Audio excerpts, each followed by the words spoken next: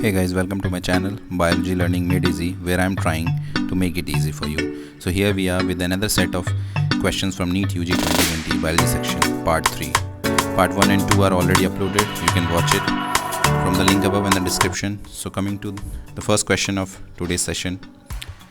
How many true breeding, and there is a space, misprinting, peep varieties did Mendel select as pairs which were similar except in one character with contrasting traits? तो Mendel's experiment की बात हो रही है, Mendel के laws of inheritance का experiment की बात हो रही है, जिसमें उन्होंने क्या सेलेक्ट किया था? मेंडल ने किस पे एक्सपेरिमेंट किया था? पी प्लांट पे. किस पे किया था? पी प्लांट पे. Pisum sativum, scientific name Pisum sativum. तो उन्होंने कुछ कॉन्ट्रास्टिंग कैरेक्टर्स लिए थे. तो 7 कॉन्ट्रास्टिंग कैरेक्टर्स लिए थे, जिसके 7 कैरेक्टर्स लिए थे जिसके 2 कॉन्ट्रास्टिंग ट्रेट्स होते थे, जैसे कि टॉलनेस का tall and dwarf, pod shape का full and constricted, pod colour का ग्रीन एंड येलो. तो जिसका एक पेयर कॉन्ट्रास्टिंग ट्रेट होता था. तो टोटल कितने हुए? 7 वेराइटीज़, 14 वेराइटीज़ होंगी. 7 कैरेक्टर्स की टोटल 14 वेराइटीज़. तो आंसर क्या हो गया? 14. वेरी सिंपल है, बहुत सिंपल है. Mendel's law of experiment inheritance देखिए एनसीईआरटी में क्लियरली यहाँ पे लिखा हुआ statement. Mendel selected 14 true breeding plant varieties as pairs which were similar except for one character with contrasting traits. Clear, मतलब एग्जैक्ट स्टेटमेंट ही उतार दी गई है क्वेश्चन में, मतलब क्या ही बोले. ठीक है, simple for you, nothing to worry in this. Next question. The sequence that controls the copy number of the linked DNA in the vector. ठीक है, यहाँ पे किसकी बात हो रही है? बायोटेक्नोलॉजी की. बायोटेक्नोलॉजी में हम एक डीएनए की कॉपी बनाना चाहते हैं तो उसको वेक्टर में डालते हैं. तो cloning of vectors, cloning vectors की बात हो रही है. वेक्टर में कैसे हम क्लोन करते हैं किसी भी जेनेटिक मटेरियल को. तो चलिए देखते हैं ऑप्शन. सेलेक्टल मार्कर नहीं, ओराई साइट ठीक है, पैलिंड्रोमिक सीक्वेंस नहीं, रिकॉग्निशन साइट नहीं. तो हम ये देखेंगे कि ये सब ऑप्शंस क्यों नहीं. It is very important to know why all the options are wrong and why only one option is correct. It is very important for you. Biotechnology का क्वेश्चन है. देखिए क्लोनिंग इनटू अ वेक्टर कैसे करते हैं. देखिए इसमें कुछ features होते हैं. Origin of replication, ORI, origin of replication, इसका मतलब है sequence from which replication starts. ये वो सीक्वेंस है जहाँ से रेप्लिकेशन डीएनए का स्टार्ट होता है. किसी भी डीएनए में एक साइट होती है ORI, वहाँ से रेप्लिकेशन स्टार्ट होता है. ठीक है, देखिए ये साइट है, ये इकोलाई का वेक्टर बना हुआ है, इकोलाई क्लोनिंग वेक्टर बना है, इसकी साइट हो रहा है यहाँ. इस साइड पे रेप्लिकेशन स्टार्ट होती है हमेशा, और रेप्लिकेशन हमेशा इस साइड से स्टार्ट होती है. Coming to see the statement, this sequence is responsible for controlling the copy number of link DNA. तो डीएनए की कितनी कॉपी बनेंगी वो ओराई पे डिपेंड करेगा. ओराई होगा तो कॉपी बनेगा, नहीं होगा तो नहीं बनेगा, वहाँ पे रेप्लिकेशन ही नहीं हो पाएगा. तो if one wants to recover many copies of DNA, target DNA यानी कि एक डीएनए है, इसकी मुझे बहुत सारी कॉपीज़ चाहिए, सपोज बहुत सारी कॉपीज़ चाहिए, तो मुझको ऐसे वेक्टर में डालना है जिसका ओरिजिन ऑफ रेप्लिकेशन साइट जो है वो हाई कॉपी नंबर को सपोर्ट करता है, जिसका ओराई साइट हाई कॉपी नंबर को सपोर्ट करता है. तो ऐसे वेक्टर में मुझे वो डीएनए डालना पड़ेगा क्लोन करने के लिए to get large number of copies. ठीक है, देखिए सेलेक्टेबल मार्कर क्या आता है? आइडेंटिफाई करता है एंड एलिमिनेट करता है non transformants and selectively permitting the growth of transformants, सिर्फ ट्रांसफॉर्मेंट्स को ग्रो करने देता है. अब देखिए पैलिंड्रोमिक सीक्वेंस क्या होता है? ये वो सीक्वेंस होता है देखिए जहाँ पे रेस्ट्रिक्शन एंडोन्यूक्लियस, जैसे इकोराई कट करता है डीएनए को बिटवीन द बेसेस. तो पैलिंड्रोमिक सीक्वेंस उसको कहते हैं जो आगे से पीछे पढ़े चाहे पीछे से आगे पढ़े, वो सिमिलर साउंड करेगा. GAATTC, इसको अगर आगे से पीछे पढ़े या पीछे से आगे पढ़े तो सेम साउंड करेगा. GATTC, इसको क्या बोलते हैं? Palindromic sequence. तो ये भी गलत हो गया. बच्चा क्या? Recognition site. तो ये रिकॉग्नाइज करता है. ये क्लोनिंग साइट्स होती हैं जहाँ पे vector needs to have a very few cloning sites. ठीक है, यानी रिकॉग्निशन साइट्स. ठीक है, for the commonly use restriction enzymes, जहाँ पे रेस्ट्रिक्शन एंजाइम्स काम करेंगे. तो ये भी आंसर नहीं है. तो कॉपी नंबर को कौन कंट्रोल करता है? ओराई होगा तो कॉपी होगा, नहीं होगा तो नहीं होगा. Coming to the next question.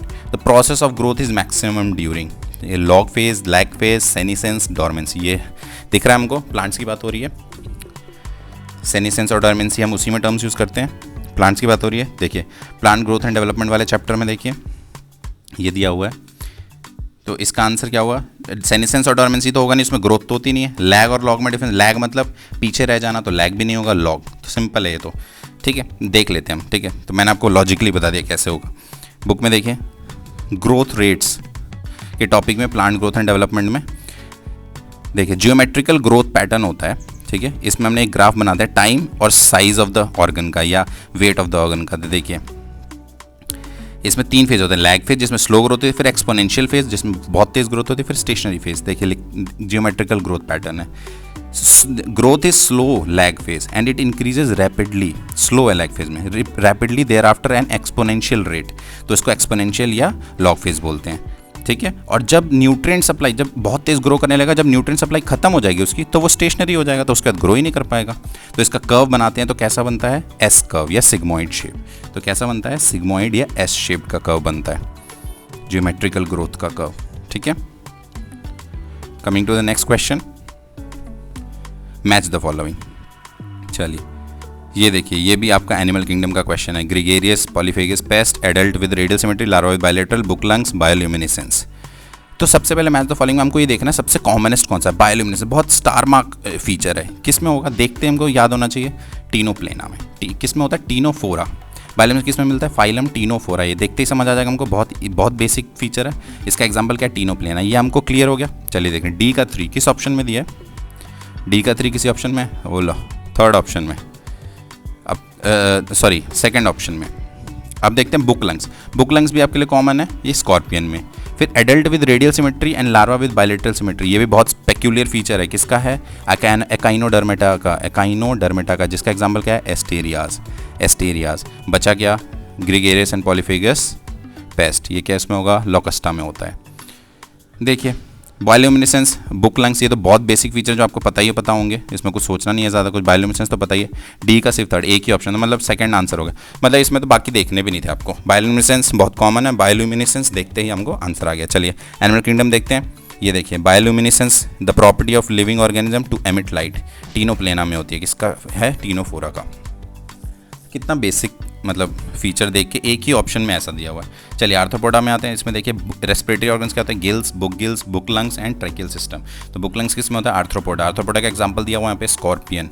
Simple. Echinodermata में देखिए, एकाइनोडर्मेटा में क्या आता है, एस्टेरियाज। उसमें कौन सा फीचर होता है, एडल्ट विद रेडियल सिमेट्री, जिसमें क्या होता है, एडल्ट में क्या होती है, रेडियल सिमेट्री होती है, एस्टेरियाज देखिए, ठीक है। लेकिन लार्वा में क्या होता है, बायलेटरल सिमेट्री होती है। देखिए adult echinoderms have radial but larvae है बायलेटरल सिमेट्री, ठीक है।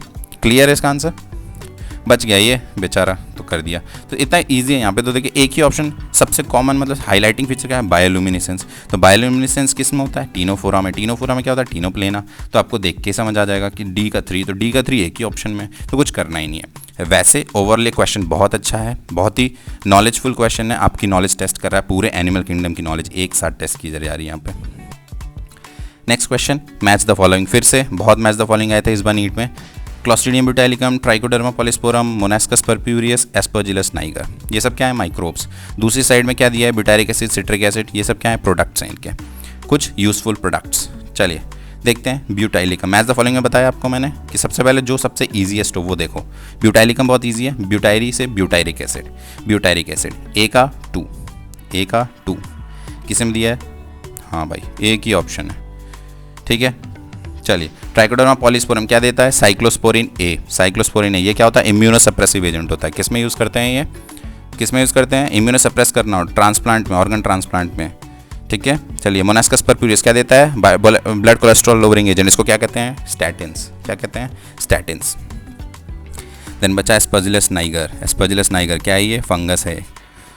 क्लॉस्ट्रीडियम ब्यूटाइलिकम से देखिए, ब्यूटायरिक एसिड, ब्यूटाई से ब्यूटायरिक एसिड, सेकंड ऑप्शन, ए का 2 सिर्फ एक में है, आपको कुछ करना ही नहीं था, सिर्फ सबसे ईजीएस्ट ब्यूटाइलिकम था, उससे ब्यूटायरिक एसिड मिला आपको, बस हो गया आंसर आपका। तो कुछ सोचना नहीं था, लेकिन हमको सारे ऑप्शंस देखने होंगे। माइक्रोब्स इन ह्यूमन वेलफेयर में दिया है, देखिए एनसीईआरटी में क्लियरली, एस्परजिलस नाइगर फंगस है, इससे क्या बनता है, सिट्रिक एसिड, इससे क्या मिलता है, सिट्रिक एसिड प्रोड्यूसिंग फंगस है। क्लॉस्ट्रीडियम ब्यूटाइलिकम, ये बैक्टीरियम, इससे क्या मिलता है, ब्यूटायरिक एसिड। हमने तो इसी से आंसर कर दिया था पूरा, क्योंकि ऑप्शंस में इन्होंने मेहनत नहीं की है। साइक्लोस्पोरिन है, इम्यूनोसप्रेसिव एजेंट है, ऑर्गन ट्रांसप्लांट पेशेंट्स में यूज़ करते हैं। ये किससे प्रोड्यूस होता है, ट्राइकोडर्मा पॉलिस्पोरम, ये भी एक फंगस है। तो ये ब्यूटाइलिकम क्या है, बैक्टीरिया, ये क्या है, फंगस। एस्परजिलस नाइगर भी फंगस, और मोनास्कस परप्यूरियस क्या है, यीस्ट। इससे क्या निकलता है, ब्लड कोलेस्ट्रॉल लोअरिंग एजेंट, इसको क्या बोलते हैं, स्टैटिन्स, ठीक है। तो इंटेलिजेंटली आप करेंगे मैच द फॉलोइंग को, सबसे पेक्यूलियर फीचर वाले क्वेश्चन को ढूंढेंगे, ऑप्शन को, उससे आंसर आ गया तो बहुत अच्छा है। Next question, which of the following hormone levels will cause release of ovum ovulation from the Graafian follicle. हमको बताइए ओव्यूलेशन नाम आती है हमारे दिमाग में क्या आना चाहिए, LH सर्ज, यानी कि 14th डे पे होता है। LH सर्ज कब होता है, 14th day of the menstrual cycle. पूरी साइकिल चल रही है, सपोज साइकिल चल रही है और 14th डे पे eight 14th day LH surge होता है। LH सर्ज जब ग्राफियन फॉलिकल रप्चर होता है और ओवम बाहर आ जाता है, सेकेंडरी oocyte बाहर आता है ओवम से, ठीक है। तो इस टाइम क्या होता है, फॉलिकल्स ग्रो करते हैं। जब फॉलिकल्स ग्रो करते हैं तो फॉलिकल्स के चारों तरफ जो सेल्स बनते हैं, ग्रेनुलोसा सेल्स, ठीक है, थीका सेल्स, ये सब क्या रिलीज करते हैं, एस्ट्रोजन। तो इस टाइम तक आते आते एस्ट्रोजन भी पीक पे होता है, एस्ट्रोजन भी का भी लेवल हाई रहता है। तो ऑप्शंस देखिए, high concentration of oestrogen, yes. High concentration progesterone गलत, लो कॉन्सेंट्रेशन LH गलत, ये तो LH सर्ज होगा, एंड FSH भी लो नहीं होता। चलिए NCERT में देखते हैं, डायग्राम क्लियर दिया, menstruation, follicular phase, luteal phase, next cycle start हो गई, यहाँ ओव्यूलेशन, देखिए यहाँ पे ओव्यूलेशन हो रहा है। तो मेंस्ट्रुअल साइकिल की सारी फेजेस दिए हैं, देखिए यहाँ देखिए LH सर्ज होता है सबसे पहला ओव्यूलेशन में, सबसे एसोसिएटेड यही है फीचर।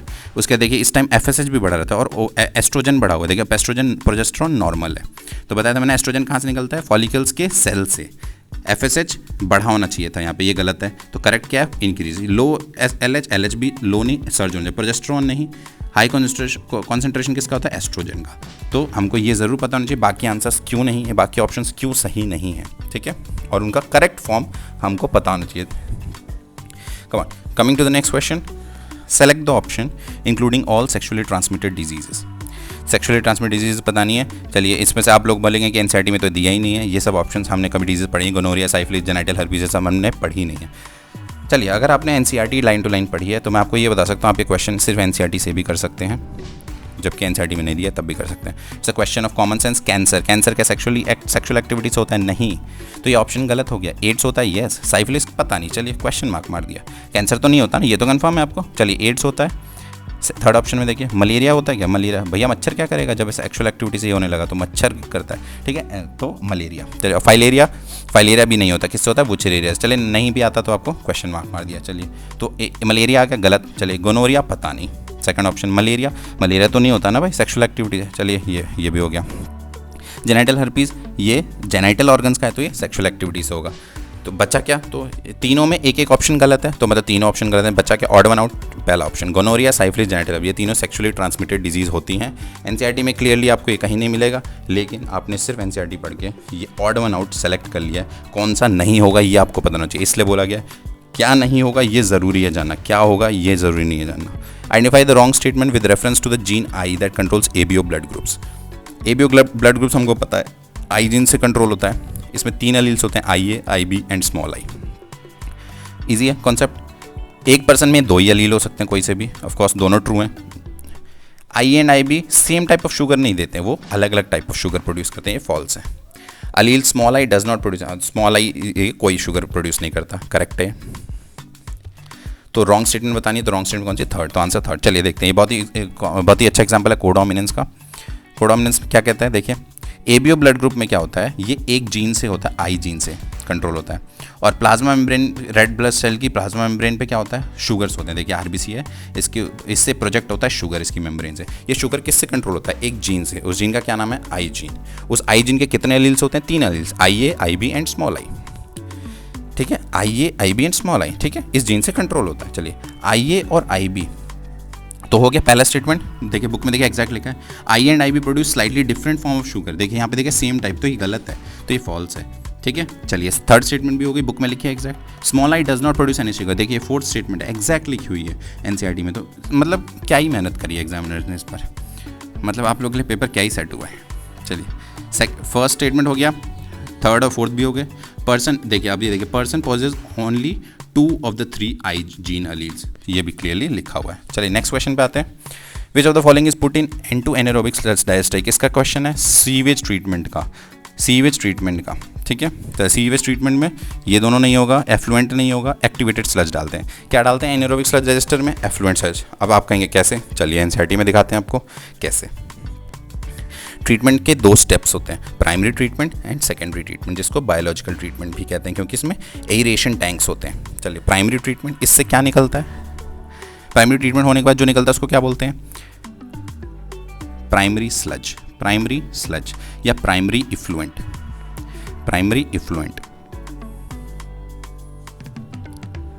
ये किस में जाता है, सेकेंडरी, फॉर सेकेंडरी ट्रीटमेंट। तो ये तो गलत हो गया, सेकेंडरी ट्रीटमेंट में जाता है ये एनारोबिक स्लज डाइजेस्टर में। सेकेंडरी ट्रीटमेंट क्या होता है, बायोलॉजिकल एरेशन टैंक्स में, लार्ज एरेशन टैंक्स में जिसमें ऑक्सीजन डालेंगे उसमें जाता है। उसमें बीओडी कम होने का वेट करते हैं हम, क्या करते हैं, बायोलॉजिकल ऑक्सीजन डिमांड कम होती है उसकी, जब एक सिग्निफिकेंटली कम हो जाती है तब इसको एक सेटलिंग टैंक में डालते हैं, उसमें सेटल होता है। जब सेटल होता है तो ये सेडिमेंट हो जाता है, तो मतलब सेडिमेंट होकर सेटल हो जाता है। तो जब सेटल हो गया तो उसको क्या बोलते हैं, एक्टिवेटेड स्लज। अब वो एक्टिवेट हो चुका है, एक्टिवेटेड स्लज। इसको क्या बोलते हैं, एक्टिवेटेड स्लज, जो सेडिमेंटेड पार्ट होता है सेटलिंग टैंक में। इसका कुछ पार्ट, बहुत माइनर पार्ट, सेकेंडरी ट्रीटमेंट में चला जाता है। इसका कुछ पार्ट सेकेंडरी और मेजर पार्ट, कुछ पार्ट देखिए, a small part of the activated sludge is pumped back into the aeration tank as an inoculum, ठीक है। रिमेनिंग मेजर पार्ट, तो मेजर पार्ट कहाँ जाता है, एनारोबिक स्लज डाइजेस्टर में। तो क्या जाता है एनारोबिक स्लज डाइजेस्टर में, एक्टिवेटेड स्लज, ठीक है। तो हमने ये समझ लिया कि पहले 3 ऑप्शंस क्यों नहीं है, चौथा ऑप्शन क्यों है। तो हमने पूरा एक ऑर्डर में पढ़ लिया, बहुत डिटेल में नहीं पढ़ा, वो तो बहुत टाइम टेकिंग हुआ। तो एनसीईआरटी में क्लियरली सब कुछ लिखा है, ठीक है ना। चलिए ऊपर से देखते हैं, primary treatment, secondary treatment. Secondary treatment में एरेशन टैंक में क्या है, जिसमें बीओडी को कम होने का वेट किया हमने। जब बीओडी सिग्निफिकेंटली कम हो गया तो सेटल होने दिया, उसको बोला एक्टिवेटेड स्लज। जो एक्टिवेटेड स्लज को पंप, उसका कुछ पोर्शन पंप कर दिया वापस एरेशन टैंक में, और मेजर पोर्शन को कहाँ डाल दिया, एनारोबिक स्लज डाइजेस्टर में, ठीक है। क्वेश्चन यही पूछ रहा है, तो एनसीईआरटी को लाइन बाय लाइन पढ़िए please please please. Last question देखिए, ह्यूमन रिप्रोडक्शन का क्वेश्चन है। मैच द फॉलोइंग करना है, placenta, zona pellucida, bulbourethral glands, Leydig cells. Human reproduction का क्वेश्चन है। चलिए, तो मैंने बताया मैच द फॉलोइंग में सबसे हाईलाइटेड ऑप्शन देखिए, हाई लेडिक सेल्स, सबसे इजी क्या है, लेडिक सेल्स क्या निकालता है, टेस्टोस्टेरोन। टेस्टोस्टेरोन क्या है, androgen. What is testosterone, it is androgen, simple. कोई ऑप्शन, हाँ, तीसरा और चौथा ऑप्शन में डी का 1। चलिए, अब बचा क्या, जोना पेलिसिडा। ये तो पता है ओवम की लेयर होती है जोना पेलिसिडा, ये तो बहुत बेसिक है। तो आंसर क्या है, 4th। तो दो ही इजी से ऑप्शन से हमारा आंसर आ गया 4th, लेकिन हम सारे पढ़ेंगे। चलिए, बल्बोरेथ्रल, प्लेसेंटा देखते हैं। प्लेसेंटा क्या करता है, कोरियन से बनता है। कोरियन क्या करेगा, कोरियोनिक गोनाडोट्रोफिन निकालेगा। तो ह्यूमन कोरियोनिक गोनाडोट्रोफिन, और भी हार्मोन्स निकलते हैं, ह्यूमन प्लेसेंटल लैक्टोजन। बल्बोरेथ्रल ग्लैंड आपको नहीं याद है तो बता दूं, लुब्रिकेशन करता है पीनस का। देखिए एनसीईआरटी में क्लियरली लिखा है, secretions of bulbourethral glands also help in lubrication. ये क्या है, एक एक्सेसरी ग्लैंड है मेल रिप्रोडक्टिव सिस्टम का। देखिए, मेल रिप्रोडक्टिव सिस्टम को हम ऐसे पढ़ते हैं हमेशा, क्लासीफाई करके हर चीज़ को पढ़िए। 2 चीज़ होती हैं, primary sex organ and secondary sex organ. Primary sex organ में क्या आता है, टेस्टीज आता है, ठीक है, टेस्टीज जो गेमीट बनाएगा, और सेकेंडरी सेक्स ऑर्गन्स में उसकी बाकी चीज़ें आती हैं, जैसे कि एक्सेसरी डक्ट्स, एक्सेसरी ग्लैंड्स, ठीक है। तो ये देखिए क्लियरली दिया। चलिए, अब लेडिक सेल्स की बात करते हैं। तो एक्सेसरी ग्लैंड्स में देखिए बल्बोरेथ्रल, प्रोस्टेट, सेमिनल वेसिकल्स, ये सब होते हैं एक्सेसरी। चलिए, अब आते हैं लेडिक सेल्स की बात करते हैं। देखिए, लेडिक सेल्स यहाँ देखिए सेक्शन व्यू दिया है, sectional view of seminiferous tubules. ये क्या, सेमिनिफेरस ट्यूब्यूल का एक क्रॉस सेक्शन है, ठीक है। इसके इंटरस्टिशियम में देखिए सेल्स हैं, इंटरस्टिशियम में देखिए सेल्स। इन सेल्स को क्या बोलते हैं, लेडिक सेल्स। इन्हीं इंटरस्टिशियल सेल्स को क्या बोलते हैं, लेडिक सेल्स। लेडिक सेल्स क्या प्रोड्यूस करता है, टेस्टोस्टेरोन। चलिए लिखते हैं, लेडिक सेल क्या प्रोड्यूस करता है, testosterone. What is that, testosterone क्या होता है, एक एंड्रोजन होता है, एक टाइप का हार्मोन है एंड्रोजन, जो किस में हेल्प करता है, स्पर्मेटोजेनेसिस में, जो स्पर्मेटोजेनेसिस को स्टिमुलेट करता है, एंड्रोजन, ठीक है। और लेडिक सेल्स किससे स्टिमुलेट होता है, एल से एल, तो एलएच हार्मोन इसको स्टिमुलेट करेगा तो वो टेस्टोस्टेरोन निकालेगा, ठीक है। चलिए, अब आते हैं जोना पेलिसिडा पे। जोना पेलिसिडा देख लेते हैं। ये क्या डायग्राम ही देख लीजिए, जोना पेलिसिडा ओवम की लेयर बनी हुई है, मतलब क्या ही बताऊँ उसमें, ठीक है, एग्जैक्ट बना हुआ है, सो इजी। प्लेसेंटा पे आते हैं। प्लेसेंटा क्या होता है, कोरियन का बना होता है, तो कोरियोनिक गोनाडोट्रोफिन ऐसे ढूंढ लिया हमने। देखिए, प्लेसेंटा क्या करता है, सप्लाई ऑक्सीजन और न्यूट्रिएंट सप्लाई करता है ग्रोइंग एम्ब्रियो को। क्या एंडोक्राइन टिश्यू की तरह काम करता है, हार्मोन्स निकालता है। कौन कौन से आपको पता होना चाहिए, क्या क्या हार्मोन होते हैं, HCG, human chorionic gonadotrophin, human placental lactogen, oestrogen and progesterone, ये सब हार्मोन निकालता है प्लेसेंटा। तो एनसीईआरटी की लाइन बाय लाइन पढ़िए, it's my humble request. NCERT से पूरा पेपर आपका सॉल्व हो जाएगा। So guys, see you soon in the next video with another set of questions and proper NCERT explanations. Thank you for watching. Please like it, share it and subscribe it.